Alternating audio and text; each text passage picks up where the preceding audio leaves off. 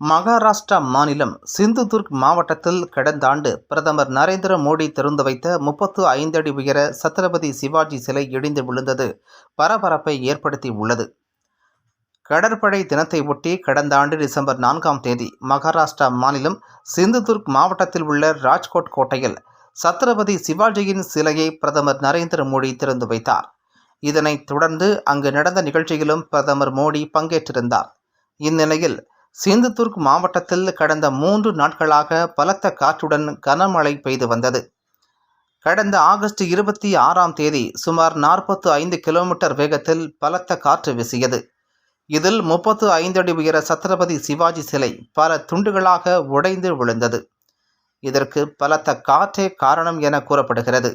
இந்நிலையில் பிரதமர் நரேந்திர மோடி திறந்து வைத்த சத்ரபதி சிவாஜி சிலை ஓராண்டுக்குள் இடிந்து விழுந்தது பல சர்ச்சைகளை கிளப்பி உள்ளது. இது தொடர்பாக சிலையை வடிவமைத்த கான்ட்ராக்டர் ஜெய்தீப் ஆப்தே மீது வழக்கு தொடரப்பட்டுள்ளது. சிலை நிறுவப்பட்ட பல மாதங்களிலேயே துருப்பிடித்து காணப்பட்டுள்ளது. நட் போல்டுகளும் கழன்று விழுந்துள்ளன. ஆனாலும் அதிகாரிகள் அலட்சியம் காட்டியதால் சிலை உடைந்து விழுந்துள்ளது.